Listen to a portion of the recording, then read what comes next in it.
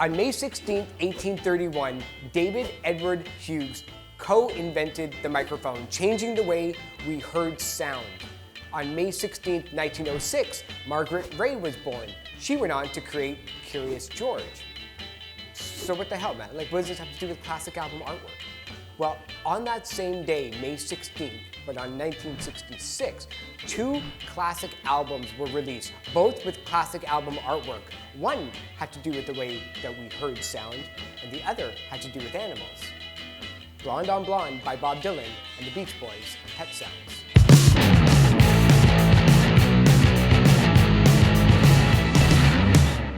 What are the odds that two classic albums with two classic album artworks would be released on the same day?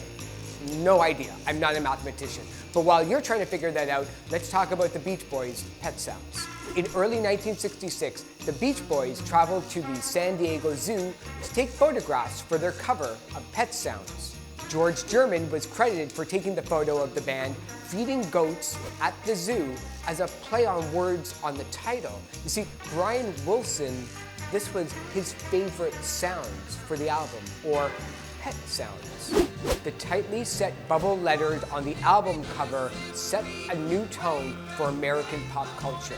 The yellow and white coloring that makes it stand out on the dark green background draws the eye to the top left of the sleeve. The 1960s had suddenly become brighter, because when it came to blurriness, we left that up to Bob Dylan.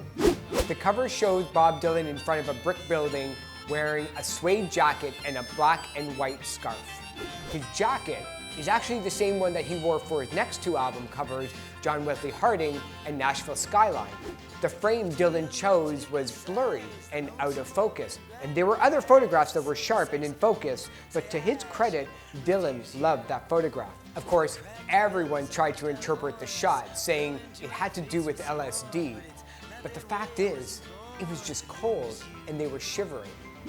Blonde on Blonde, Pet Sounds.